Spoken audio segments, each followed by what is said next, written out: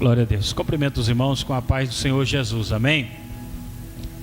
Estou grato a Deus por esta oportunidade maravilhosa que o Senhor nos concedeu de estarmos em sua casa e nós podermos adorar a Deus.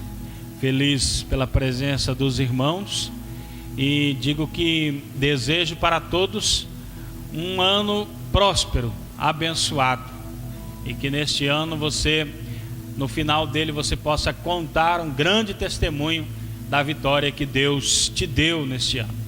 Mas se o Senhor quiser levar a igreja ainda hoje, eu fico mais feliz ainda. Glória a Deus. Feliz, muito feliz pela vida do Kaique, da sua esposa Flávia e sua filha, a Rebeca, que está conosco, e pela vida do presbítero Narciso, que está conosco também. Graças a Deus pela vida de todos os irmãos. Irmãos, vamos ler a palavra do Senhor em 1 Samuel, capítulo 17, o versículo 32 até o versículo de número 40. 1 Samuel, capítulo 17, 32 até o 40. Nós vamos falar de um grande homem da Bíblia. Dizem que ele não era de muita estatura, mas ele tem um dos maiores nomes da Bíblia. O seu nome é muito citado, tanto no Velho quanto no Novo Testamento. Um homem que fez história. 1 Samuel 17 e o versículo de número 32 até o 40. Aleluia. Quem achou diz amém. Então leiamos a palavra do Senhor Jesus. E Davi disse a Saul: não desfaleça o coração de ninguém por causa dele. Teu servo irá e pelejará contra este filisteu. Porém Saul disse a Davi: contra este filisteu não poderás ir para pelejar com ele, pois tu ainda és moço e ele homem de guerra desde a sua mocidade. Então disse Davi a Saul: teu servo apacentava as ovelhas de seu pai, e vinha um leão ou um urso e tomava uma ovelha do rebanho, e eu saía após ele e o feria e o livrava da sua boca, e levantando-se ele contra mim, lançava-lhe a mão na barba e o feria e o matava.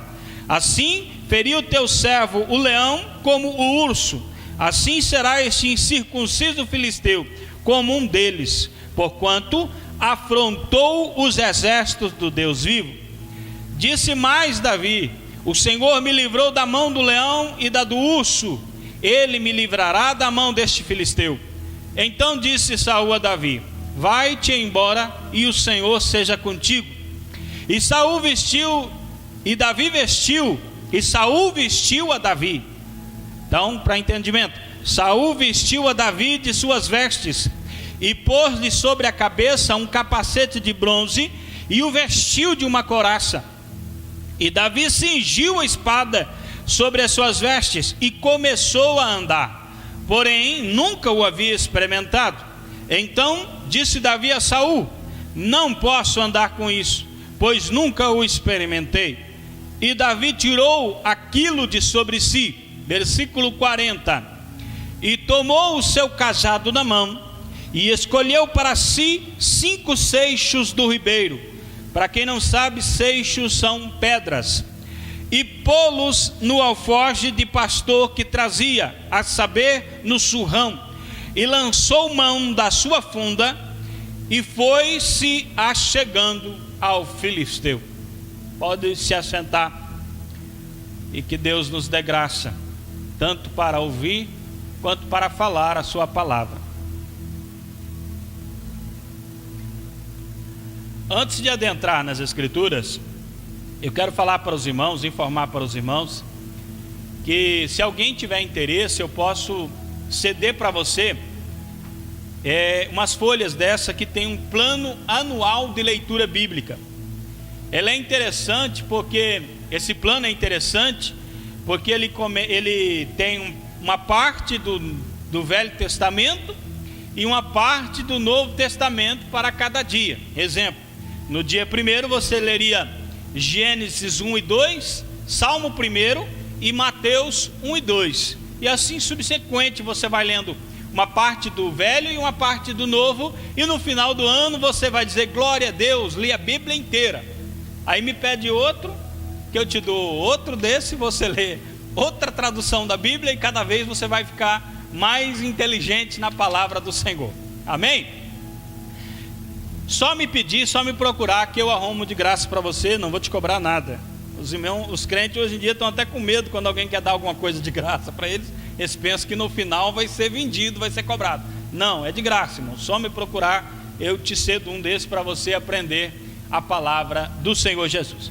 Mas indo aqui ao texto, irmão, o tema de minha mensagem é: a perspectiva dá o tom da guerra. A batalha, a maneira como você a enxerga é o resultado que vai ser no final. A perspectiva é que dá o tom. Como você enxerga o desafio é que determina se você é um vencedor ou você é um fracassado. Para algumas pessoas, uma brisa se torna uma tempestade, enquanto que outras enfrentam a tempestade e até ousam andar por cima da água e ter muita história para contar. Está na Bíblia que todos os discípulos estavam gritando de medo, mas quando Jesus se aproximou-se e disse: sou eu, não temais. Pedro disse: se é o Senhor, manda-me ter contigo, ou que me dê a oportunidade de andar por cima das águas também. E Jesus disse: vem, e ele andou por cima das águas. Para algumas pessoas, a batalha é invencível, mesmo que ela tenha todos os recursos para vencer a batalha, mesmo que ela tenha todas as possibilidades para vencer, mas ela não acredita na vitória. Enquanto que outras têm poucas possibilidades de vitória e mesmo assim vencem a guerra. É o caso daqueles 10 espias que foram enviados para espiar a terra. 10 espias, 8 voltaram dizendo que a terra era boa, que Deus não mentiu quando disse que a terra era boa, mas na terra haviam gigantes, e para eles os gigantes eram invencíveis. Palavras daqueles 8 espias: éramos como gafanhotos aos seus olhos. Eles se diminuíram tanto, que pareciam gafanhotinhos que se matam com o dedo.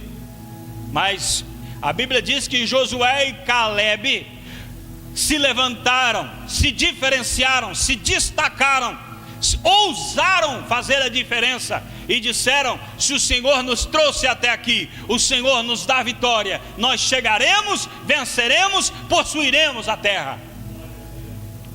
O versículo 30 de Números 13, se não me falha a memória, diz que Calebe fez calar a multidão. Quando a multidão estava alvoroçada, com medo, querendo fugir, culpando todo mundo, Calebe fez o povo se calar, dizendo: Deus nos trouxe aqui, Deus nos dará a vitória. A maneira como nós vemos é que fazem toda a diferença. Olhe bem, um gigante se levantou na Filístia e veio afrontar o povo de Israel. E ele fazia uma proposta simples. Ele disse: por que vamos derramar tanto sangue? Não precisa. É prejuízo para os 2 reinos haver uma grande matança, morrer tanta gente dos filisteus ou tanta gente dos israelitas. Vamos fazer o seguinte: apenas um duelo e um homem só vai morrer. Se o homem que morrer é filisteu, os filisteus serão escravos dos israelitas. Mas se o homem israelita morrer, então os israelitas serão escravos. O negócio era bom demais, a não ser que o gigante era invencível aos olhos humanos. Esse era o único detalhe. Tanto para o povo de Israel quanto para o povo filisteu, a proposta era boa. O único detalhe é que o gigante era um campeão, e enfrentar esse gigante era o maior desafio da sua vida.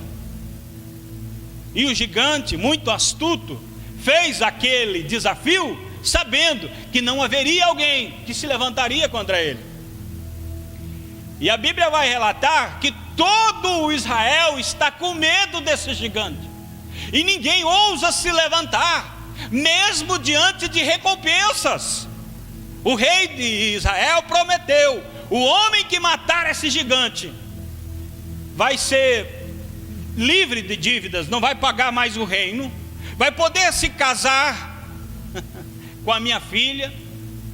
Ele fez promessas, mas mesmo assim ninguém ousava enfrentar o gigante, porque via no gigante a morte certa. O grito do gigante amedrontava, e a estratégia do gigante era bem... Se você ler na Bíblia o texto inteiro, vai observar que de manhã ele vinha: não há homem em Israel para brigar comigo. E o povo ficava o dia inteiro tremendo. Quando era hora de dormir, a hora de descansar, lá vinha o gigante de novo: não há homem em Israel para brigar comigo. E o povo dormia, tinha pesadelo de noite. A estratégia era dia e noite atormentar o povo. Só que, de repente, alguém que não faz parte do exército vem lá do campo para trazer alimentos para os seus irmãos que fazem parte do exército. E quando ele está lá, o gigante apareceu no cenário e deu o seu brado. E quando ele ouviu, ele quis saber mais. Ele falou: mas o que é isso? E lhe contaram: esse é o gigante que afronta o povo de Israel. E ele disse: mas ninguém ainda foi matar esse homem? Ninguém, não há um que possa ir. Aí nós lemos aqui que ele vai até o rei e diz o seguinte: não desfaleça, não desmaie, não sofra o coração de mais ninguém aqui nesta nação por causa desse gigante. Eu irei e vou acabar com a raça dele. Não é engraçado? Se você fosse o rei Saul, o menino veio trazer uns queijos para os irmãos, ele se apresenta para você e diz assim: ó, ninguém mais precisa sofrer, eu cheguei e vou dar um jeito na situação. Se você fosse o rei Saul, você ia dizer: fala sério, meu irmão, todos que estão aqui estão morrendo de medo. Você é um camponês que apacenta a ovelha, como que você vai derrubar esse gigante? Raciocina, rapaz, não tem jeito. E talvez eu e você, aos olhos de qualquer autoridade, aos olhos de qualquer pessoa, até às vezes aos olhos do pai, não, você não tem capacidade, você não é capaz, não há possibilidade, o desafio é muito grande para você. Só que dentro de você, você sabe quem você é. Lá dentro de você, você sabe o Deus que fala com você. Lá dentro de você, você sabe a história que você tem com Deus. Mesmo que ninguém acredite em você, você não pode parar de acreditar em você. Davi não disse: não desfaleça o coração de ninguém, eu vou mandar alguém batalhar contra esse gigante. Não, ele disse: eu mesmo vou. Ardeu no coração quando ele ouviu a afronta do gigante. Tem muita gente que não é vitorioso na vida porque não importa, irmão, o que disserem para ele, ele não liga, ele não se ofende, ele não está nem aí. Se falarem que a vida dele vai ser um fracasso, o que disserem, o diabo vir a lhe afrontar, ele não liga, ele não se levanta. Mas Davi se levantou e disse: vamos dar um fim nesse negócio, é agora, isso vai acabar agora. Quando Davi ouviu, olhe bem, Davi disse: eu irei. Saul disse: contra este filisteu não poderás ir. Eu irei. Não, contra este você não poderás ir. Por quê? Porque aos olhos de Davi, a batalha era grande. Aos olhos de Saul e todo Israel, Davi era um homem morto se descesse para a batalha. Por isso ele disse: não, contra este você não pode ir, você não vai. Mas aí Davi é inteligente. Davi é inteligente. E ele conta uma história. Ele não fica se debatendo, tentando explicar. Não, ele só conta uma história. E a história é a melhor história que ele poderia contar. Ele disse: teu servo apacentava as ovelhas de seu pai. As ovelhas não são minhas, são de meu pai. Mas enquanto eu estava apacentando, um leão veio, um urso veio. E quando eles se levantaram, eu fui e livrei a ovelha, e matei o leão, e matei o urso. Ô irmão, são pessoas assim que prosperam. Você não vai aparecer de repente, cair de paraquedas na frente do gigante e vai matar o gigante. Não. Primeiro você tem que matar o leão. Primeiro você tem que matar o urso. Se você correu do leão, não vai nem conhecer o urso. Se você brigou com o leão e no final conseguiu vencer, mas daí correu do urso, você não vai enfrentar o gigante. São etapas da sua vida. A história vai depender das suas ações mediante os desafios. Quando você enfrenta uma luta e você estufa o peito e vence aquela luta, eu tenho uma notícia, não sei se você vai gostar. Vem vindo outra luta maior do que essa aí para você. Mas eu tenho uma notícia boa para te dar também. Se você estufar o peito e derrubar essa aí, vem vindo outra, mas você vai vencendo, você vai vencendo. E no final, meu irmão, você é muito vencedor. Você é vitorioso. A caminhada cristã, o caminho daqueles que servem a Deus, é cheio de lutas e de vitórias. Os desistentes não vão a lugar nenhum, mas aqueles que pelejam são vitoriosos. Ele conta essa história então Saul disse assim: bom, o menino tem uma certa experiência em batalha, porque eu nunca matei um leão nem um urso, esse aí já matou, então vamos dar uma oportunidade. Quem deveria ter ido para a batalha é o próprio Saul, porque ele era o rei. Se ele não podia ir, ele tinha que mandar um dos seus soldados. Acontece que ele não tinha nenhum que se qualificava para ir. Apareceu apenas um menino que disse: eu vou. E daí Saul olhou para aquilo e disse: estou vendo uma oportunidade aí. Perdido a gente já está mesmo. Se nós não tomarmos uma decisão logo, a gente vai morrer de fome aqui dentro. Então que ele vá. Se ele morrer, a gente só se torna escravo, não morre de fome pelo menos. Quando Saul deu a oportunidade para Davi ir, ele não estava vendo em Davi um vitorioso, ele estava vendo em Davi uma oportunidade. Vai, Davi, morre e a gente sai desse sufoco, porque eu não estou aguentando mais isso. É uma conjectura minha isso, mas observa bem. Por que eu iria mandar um menino? Aí ele tenta colocar em Davi as armaduras, as espadas, mas Davi não conseguia, não tinha experiência com aquilo. Seria o mesmo que alguém que vai pregar, nunca leu a Bíblia, não conhece a Bíblia. Aí ele pega a Bíblia e vai pregar. Como? Como que você vai pregar a Bíblia se você não conhece a Bíblia? Já pensou? Seria alguém que nunca ouviu uma música e você diz para ele: canta, meu filho.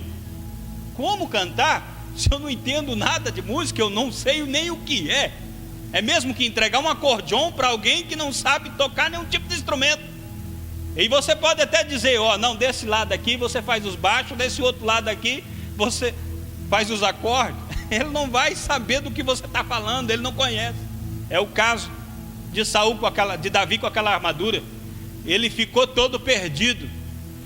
Olha, a armadura era boa, irmão. A armadura de primeira. A espada era boa. Mas e daí? Não tem nada a ver com Davi. Estou falando isso porque tem gente que põe armadura e não sabe nem o que está pondo. Pega uma espada que não conhece e vai tentar manejar uma coisa que não sabe e acaba se dando muito mal. A primeira coisa que Davi fez para vencer foi se livrar daquilo. Aqui eu chego na mensagem que eu quero transmitir para vocês, no versículo de número 40. Olhe bem o que está escrito: tomou o seu cajado na mão. Para onde que ele está indo? Ele está indo matar um gigante. Você sabe o que é um cajado? O cajado é um pedaço de pau. O cajado mesmo tem um arco na ponta aqui. Alguns acreditam que não era bem esse cajado que Davi estava levando, mas sim uma vara, que também o pastor usava. Mas diz uma coisa: o Davi vai matar o gigante a paulada? Está levando um pedaço de pau. Aí é que está toda a diferença. Como você enxerga as coisas? Porque aquele pedaço de pau, aquele cajado, aquela vara, para o gigante era apenas um pedaço de pau. O versículo de número 43, ele disse: sou algum cão para tu vires a mim como um pedaço de pau? É o que o gigante pensou: vai me matar a paulada? Para Saul não era a arma apropriada. Para Saul aquilo não tinha utilidade para matar gigante. Tanto que Saul quis dar a sua armadura, porque na cabeça de Saul a armadura e a espada era arma de guerra. E é um gigante, precisa de uma armadura, precisa de uma espada. Para os irmãos de Davi era uma ferramenta de trabalho. Saía para trabalhar lá, apacentando ovelha. E para Davi o que era? Para Davi era indispensável, porque se ele não precisasse, ele não teria levado.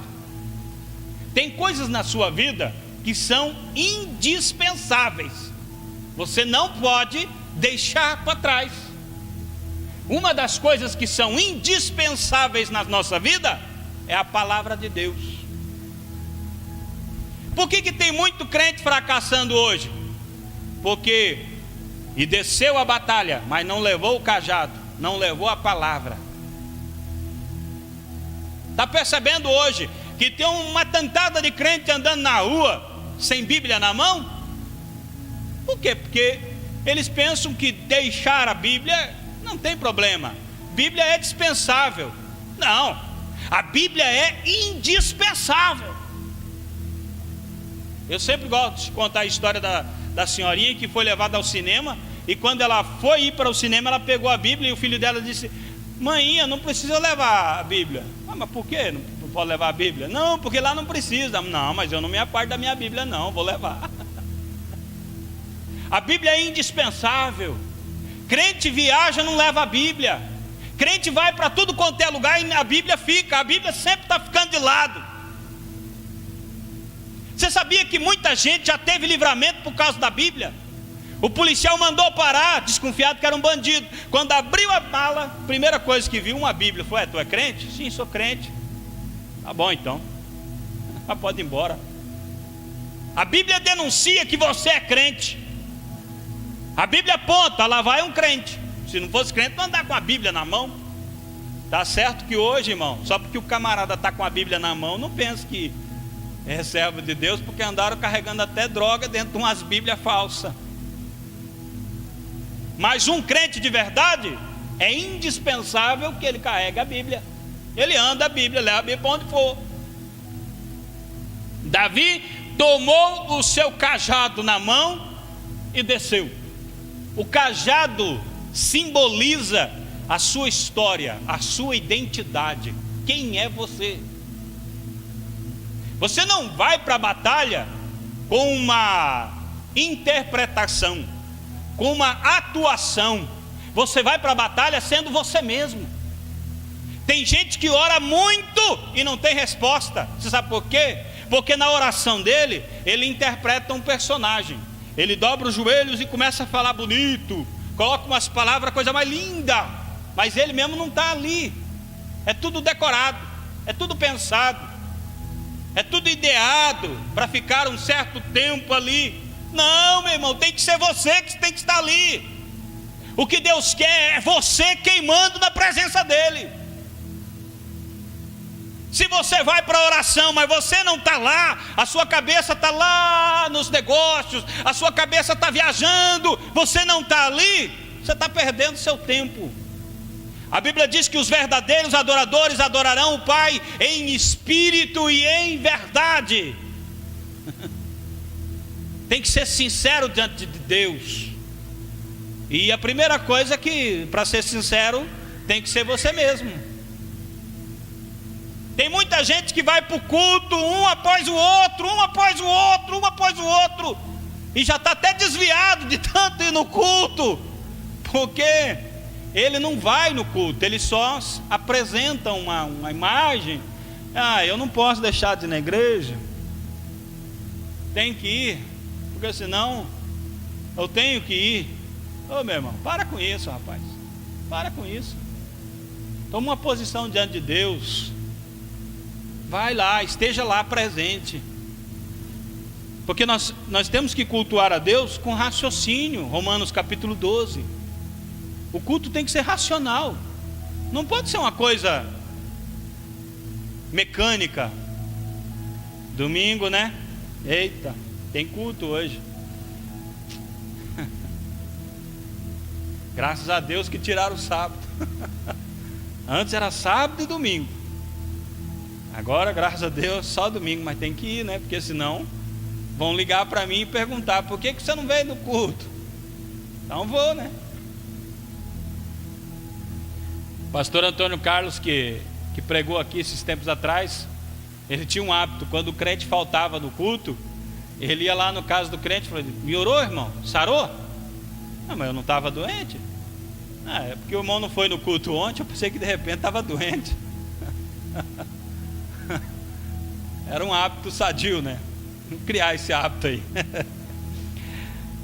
Aquele cajado, ele tipifica a identidade, a história da pessoa. Para você vencer as batalhas, você não pode perder a sua identidade, você tem que ser você mesmo. E os historiadores dizem que os pastores antigos, os fatos marcantes de sua vida, ele escrevia naquele cajado. Se você achasse o cajado de um pastor e conseguisse entender os símbolos que ele colocou naquele cajado, você ia saber praticamente toda a sua história, porque ele registraria naquele cajado as coisas importantes que aconteceram com ele.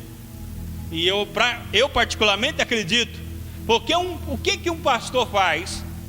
Ele conduz a ovelha até o lugar para elas pastarem, e as ovelhas ficam pastando. Enquanto as ovelhas estão pastando, Davi, que não era de perder a oportunidade, escrevia salmo, cantava, aprendia a tocar harpa, e ficou tão bom nisso, que quando Davi tocava a harpa, o demônio escapava, sumiu no mundo. E depois tirava daqui, levava a outro lugar para beber água, e vamos deixar as ovelhas beberem água, tem que esperar mais um pouco, depois leva para dormir. Irmão, a vida de um pastor, entre aspas, era para ser tranquila, né? As ovelhas de hoje são um pouquinho mais ariscas, né? Estão deixando os pastores com uma correria um pouquinho maior, mas antigamente era um negócio mais tranquilo. Então, enquanto ele estava parado, ele ia contando ali as suas experiências no cajado, e ali estava toda a história daquele pastor. A identidade estava naquela vara. Aquele cajado denunciava que ele era pastor. Se você vê um homem andando com um cajado na mão, você logo vai pensar: é um pastor. Hoje em dia está complicado, irmão. Tem alguns pastores na nossa época que você mais nunca nem supõe que ele é pastor. Não tem nada que denuncia que ele é pastor. Se ele falar que ele é pastor, você quase cai de costa. Você não acredita. as conversas dele não é a conversa de um pastor. O jeito dele andar, os lugares que ele frequenta, tudo diz que ele não é pastor. Ele não tem nada de pastor. Mas aí ele diz para você: não, sou um homem de Deus. Mas o cajado eu não sei onde ficou. Deixou o cajado, perdeu em algum lugar. Davi foi um grande pastor, tanto de ovelhas como de Israel. Segundo Samuel capítulo 7 e versículo de número 8, fala que Davi foi um grande pastor de Israel. Pastor, porque ele se tornou rei e foi um grande rei, um grande pastor para Israel.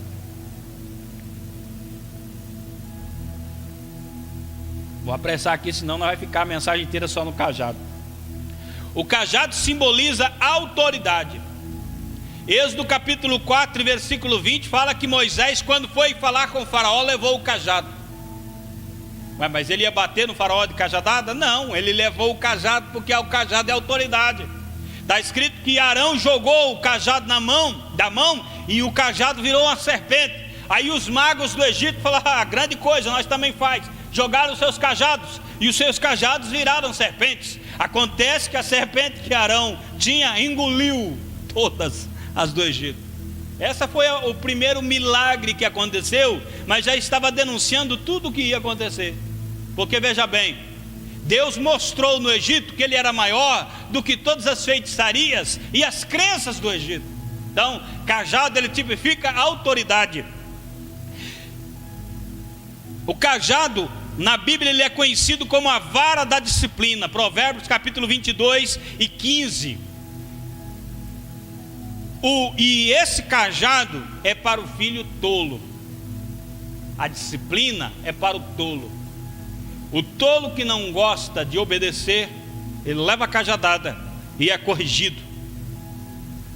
Foi predito no Salmo de número 2, versículo 9, que Jesus reinaria sobre todas as nações com vara de ferro. É autoridade. Cajado simboliza autoridade. E isso é visto lá em Apocalipse capítulo 2, versículo 27, 12, versículo 5, 19, versículo 15.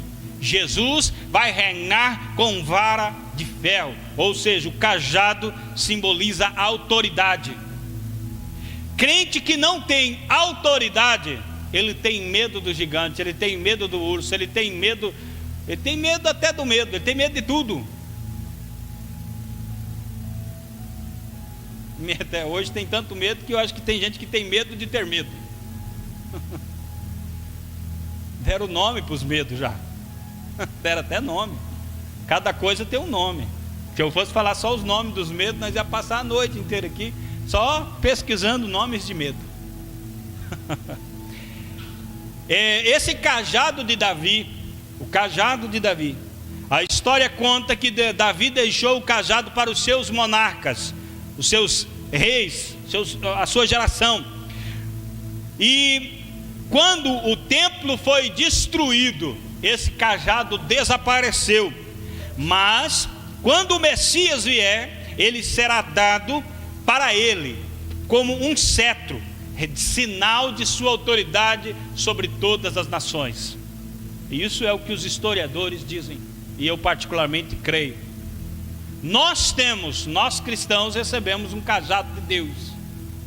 Lá em Lucas capítulo de número 10, versículo 17 até o versículo 20, a Bíblia diz que nós temos a autoridade de Deus para vencer todos os desafios aqui. Segundo ponto aqui, ele desce ao ribeiro. Tem gente que tem o cajado, tem identidade, mas ele não tem vida humilde. Ele não desce ao ribeiro. E se você não descer, você nunca vai subir.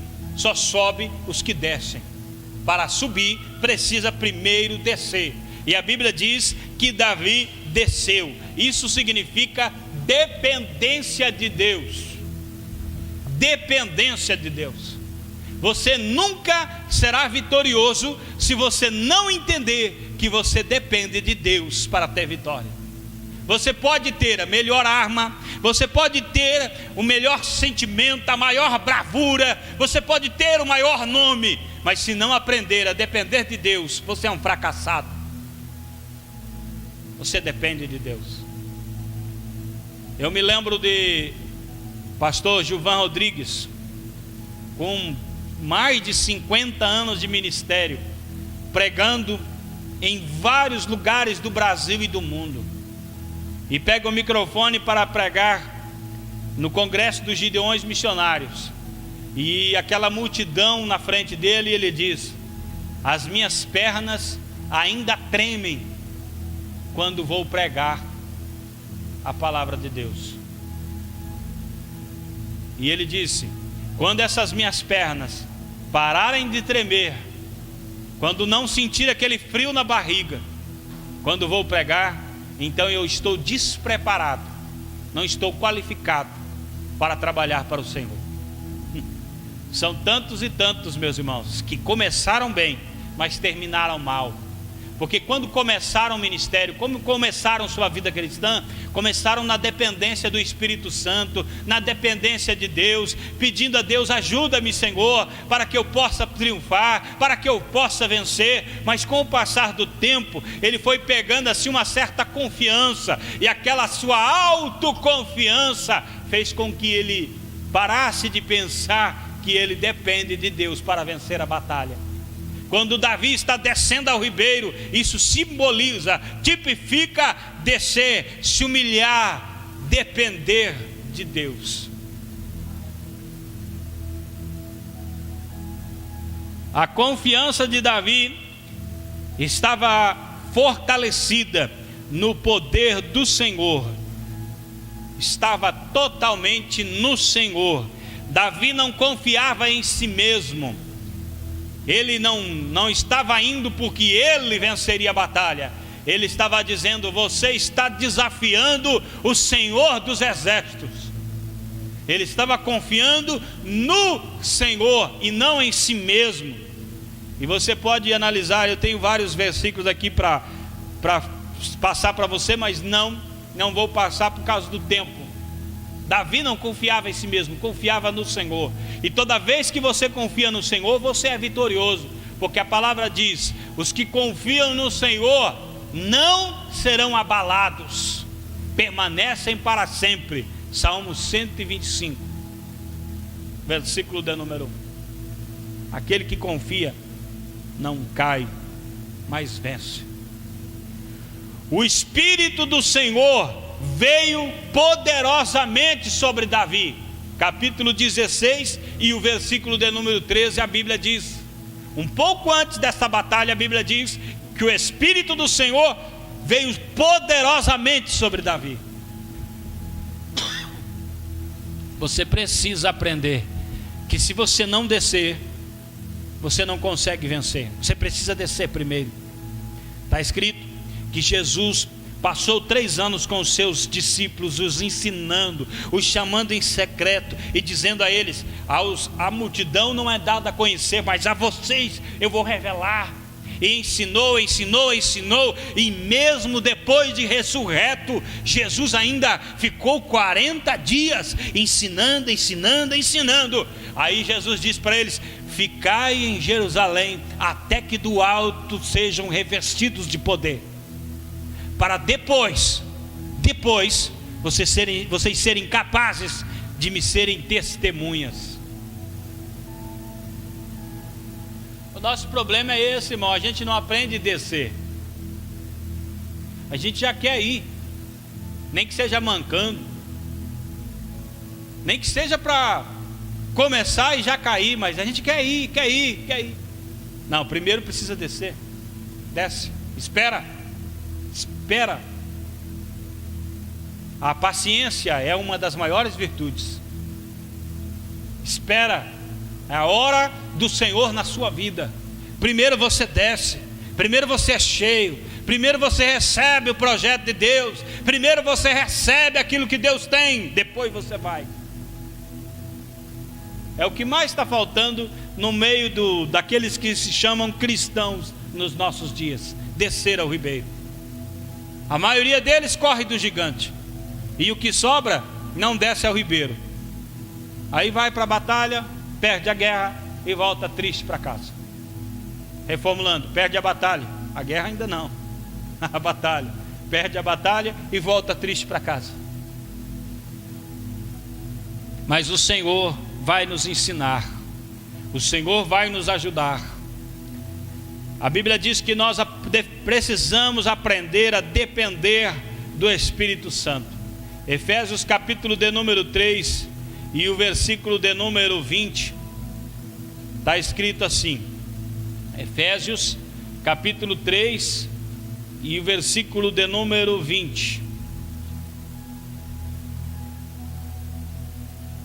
Ora, aquele que é poderoso para fazer tudo muito mais abundante, além daquilo que pedimos ou pensamos, segundo o poder que em nós opera. O poder é de Deus, Ele é infinitamente poderoso. Se você confiar nas suas forças, você não vai conseguir fazer nem o que projetou. Mas se você confiar no Senhor, a Bíblia está dizendo aqui que aquele que é infinitamente poderoso para fazer além daquilo que você pensou, pelo poder que colocou dentro de você. É isso que precisamos aprender. Aprender a depender do Espírito Santo de Deus. Para mim caminhar para a conclusão aqui, a Bíblia diz que Davi, ele não correu do gigante, ele correu ao encontro do gigante. Aqui que está a grande diferença. Você é chamado para ser um vencedor, então levanta a cabeça e age como um vencedor. A Bíblia diz em Romanos capítulo 8 que você é muito mais que vencedor em Cristo Jesus. Então não ande de cabeça tinhosa, cabeça para baixo, olhando para baixo. Levanta a cabeça e vai para cima.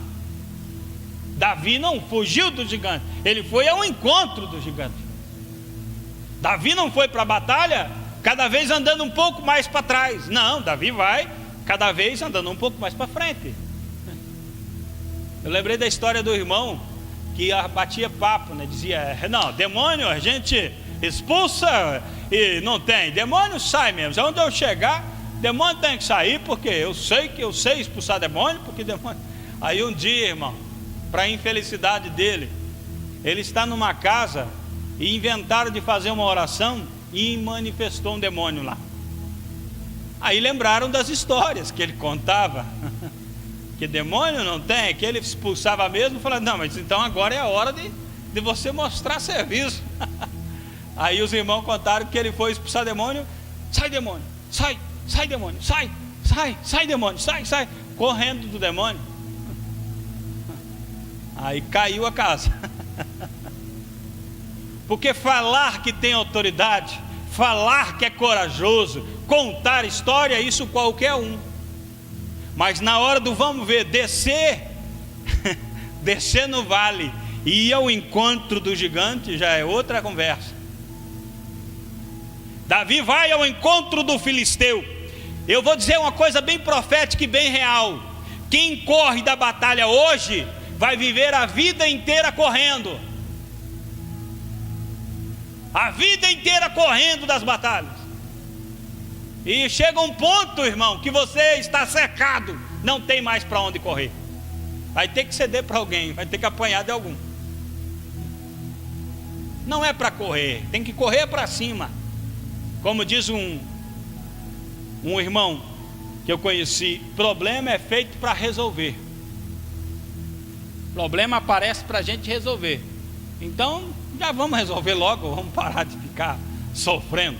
Problema todo mundo tem, então já apareceu, vamos resolver esse, e o próximo a gente resolve também, e vamos para cima.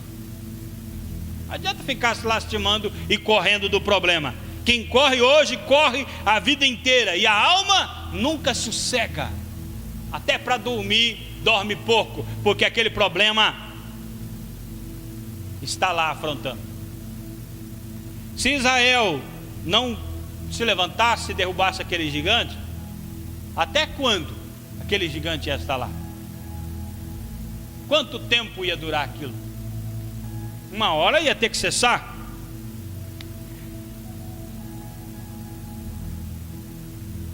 Para nós terminarmos aqui,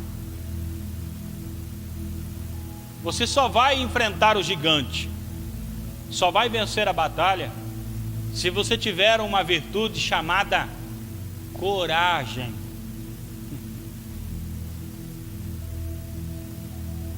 Coragem? Ter coragem não significa que você não tem medo. Todo ser humano tem um certo medo. A coragem vai além de não ter medo. A coragem é vencer o medo. A minha esposa comprou um quadro ali, a gente nem colocou,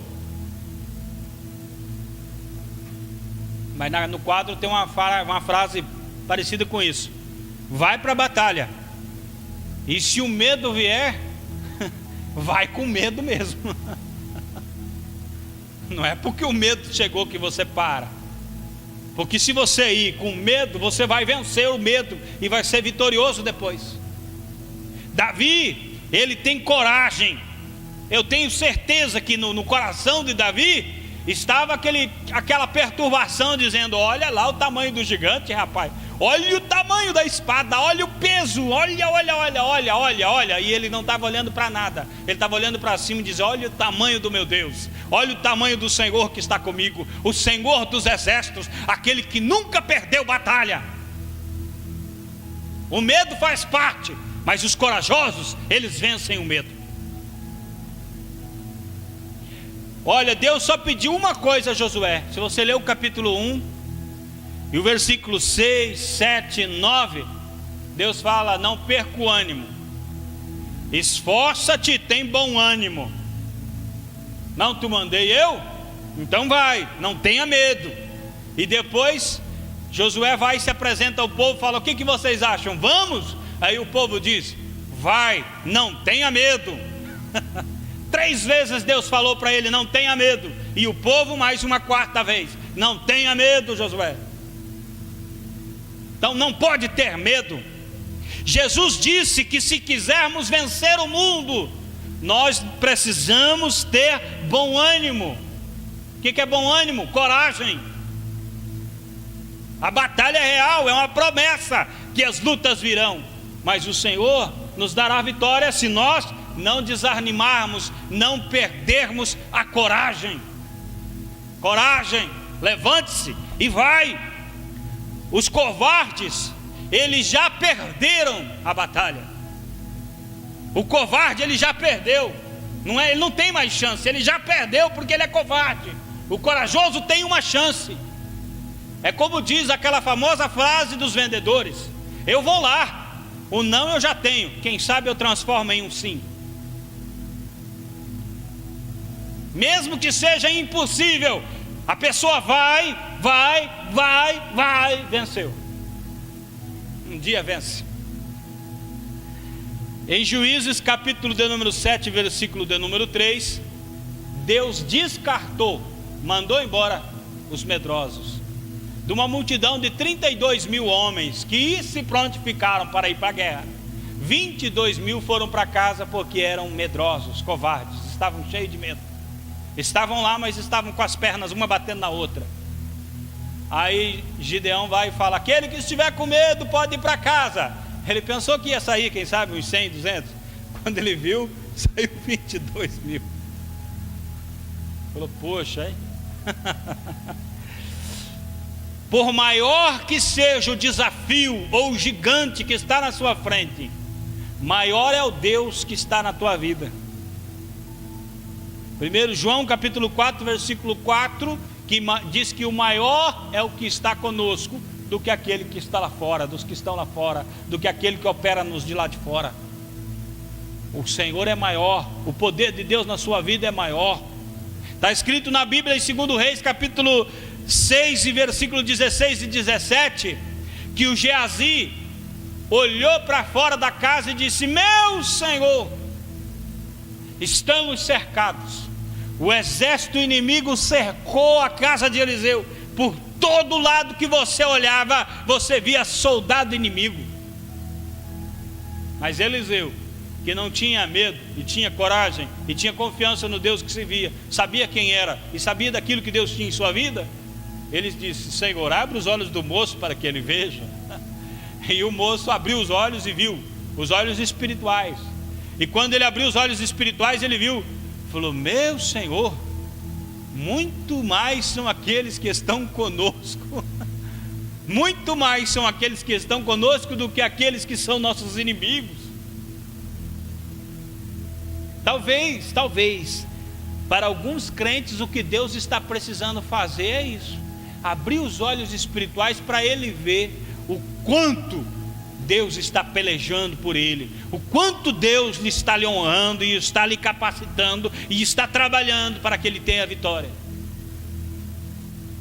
Eu vi um pastor pregando uma vez, ele disse assim: se o crente visse tudo que Deus investe na vida dele, os anjos que andam com ele, tudo, ele ia andar rindo, porque ele ia falar: nossa, tudo isso, os anjos pelejando para dar vitória, e você com medo de demônio, obra de macumbaria. Pelo amor de Deus, irmão, põe os teus olhos em Deus. Deus é muito maior que toda obra do inferno. Alguém chegou a dizer que esse gigante levou um tapa na nuca. Você sabe por quê? No versículo de número 49, o gigante tem uma armadura que não tem lugar para você acertar ele de lado nenhum. Mas aqui na cabeça tem no capacete tem uma frechinha para entrar vento. O Davi girou a funda, jogou a pedra, uma só, não precisou gastar mais do que uma, só uma. Menino bom de pedrada, né? Também o alvo era grande, né, irmão? Vamos combinar. O alvo era grande. Foi pá, dentro daquela abertura, a pedra acertou. Assim os historiadores contam. E quando bate aqui, a Bíblia diz que o Davi cai, que o gigante cai. Mas raciocina comigo: se você levasse uma pedrada na testa, para que lado você caía? Para trás. Só que a Bíblia diz que o gigante caiu com o rosto em terra. Então o gigante leva uma pedrada aqui e cai para frente. Alguém disse que na hora que o gigante levou a pedrada, Deus veio e pá, na nuca. Morre infeliz. Mas é só conjectura de pregadores. Mas dá até para pensar, né? Veja bem, quando o gigante caiu, acabou a guerra, acabou a batalha, já sou vencedor? Não, peraí. A pedrada não matou o gigante, a pedrada derrubou o gigante. Quando o gigante caiu, Davi correu contra a vitória? Não, Davi foi para cima do gigante. É aqui que está o segredo. Davi foi para cima do gigante. E sabe com o que o gigante morreu? Com a espada que ele mais prezava, com a espada que ele mais matou, com a espada que ele mais confiava, a espada do gigante. A Bíblia diz que Davi pegou a sua espada e cortou a cabeça fora. E é interessante isso, porque os filisteus eram os maiores fabricantes de arma da época. As espadas dos israelitas eram inferiores às espadas dos filisteus. Eles tinham as melhores armas. Ele morreu com a melhor arma que ele poderia ter. Aquela arma que era poderosa, mas na mão de um servo de Deus, não é a arma que conta, é a unção de Deus na vida do homem. A Bíblia diz que ele corta a cabeça do gigante no versículo 51 com a mesma espada. A Bíblia diz em Isaías capítulo 54 e versículo 17: nenhuma arma preparada contra ti prosperará. O diabo prepara uma arma e diz: essa aqui é invencível. Mas aí Deus diz: não vai prosperar, não vai chegar em lugar nenhum essa arma. O inimigo cai na sua própria armadilha. Esther capítulo 7 versículo 9 está escrito que o Amã, que tinha inveja do povo judeu, que queria matar o povo judeu e que queria acabar com a vida de Mardoqueu, preparou uma forca para Mardoqueu. Só que no final da história, ele morre na forca que ele preparou. Todo aquele que se levanta contra um homem de Deus, um ungido de Deus, prepara suas ferramentas para lutar contra a obra de Deus, o projeto de Deus, acaba caindo com as suas próprias armas. A sua própria arma é a sua derrota. Para nós concluirmos então, se você quer vencer estas batalhas que se levantam contra a tua vida, essas tempestades, essas lutas, as afrontas, tudo que se levanta contra a sua vida, o segredo é não olhar para as circunstâncias. O segredo é você não ficar olhando, meu Deus do céu, está morrendo tanta gente, né? Vixe, acho que ano que vem vai ser terrível. Vixe, olha o que o jornal falou. O segredo é você não ficar olhando para essas coisas. Em vez disso, você deve manter os olhos em Jesus. Hebreus capítulo 12, versículo 2, diz que Ele é o autor e consumador da nossa fé. Se você ficar com Jesus, Ele vai gerar a fé em você e vai manter essa fé acesa em você. Essa fé só vai ser dispersada, apagada, se você tirar os olhos de Jesus e começar a olhar para o vento, para as ondas, para os gigantes, para o medo das pessoas, para tantas coisas aterrorizantes. Se você quiser sentir muito medo, eu recomendo você assistir uns documentários da Discovery. Eu andava assistindo uns documentários daquele, eu falei, meu Deus, é um milagre esse planeta ainda existir. Porque, irmão, pensa bem, um planeta no meio do universo, meteoro, não sei o que, se sair um pouquinho, se sair um pouquinho da rota, morre gelado. Se avançar um pouquinho, morre queimado. Calcula, irmão. Se nós estamos aqui, não é porque tudo está correndo dentro da ciência, como a ciência organizou e planejou. A ciência não tem poder de tirar a Terra do lugar. A ciência não tem poder para segurar o planeta no lugar que ele está. Sabe quem segura o nosso planeta, quem segura a vida, é o Deus Todo-Poderoso. A ciência está procurando contar as estrelas. A Bíblia diz que Deus conhece todas e as chama pelo nome. E elas se apresentam diante dele. Todo o universo está na palma da mão de Deus. E você está preocupado com a ciência? Coloca seus olhos em Deus. Se você colocar os olhos em Deus, colocar a sua vida em Deus, as suas perspectivas no futuro vão melhorar muito. Você vai ver uma nova Jerusalém, uma Sião celeste, uma cidade cheia de ouro, uma cidade cheia de pedras preciosas, uma glória indescritível, indiscutível. Não é algo que está sendo planejado, é algo que já é para aqueles que venceram pelo sangue do Cordeiro, pela palavra de Deus. Vamos colocar de pé para nós orarmos. O que nós precisamos é do poder de Deus sobre nossas vidas. Então vamos buscar para que o Senhor nos encha dessa graça, desse poder, e neste ano nós possamos ter vitória, nossos olhos estejam ungidos com a presença do Senhor Jesus, com o poder de Deus. Senhor Deus maravilhoso e poderoso, glorificado seja o teu nome para sempre, ó Deus. Que a tua glória seja vista em toda a terra, que multidões e multidões se reúnam para te louvar, que pessoas cada vez mais se acheguem ante a ti, e que um grande avivamento possa varrer toda esta terra, para que haja, Senhor, testemunho de tua grandeza, que os homens falem e proclamem que tu és o Deus que sustenta o universo, sustenta toda a terra. Ó Deus, que nós que somos teus servos, aqueles que somos chamados para ser luz, para ser o sal da terra, possamos ter uma vida equilibrada na tua presença, e o nome de Jesus seja glorificado em todo o nosso viver, para a glória do teu nome. Amém, Jesus. Eu volto a palavra ao pastor. Que Deus abençoe a todos, em nome de Jesus.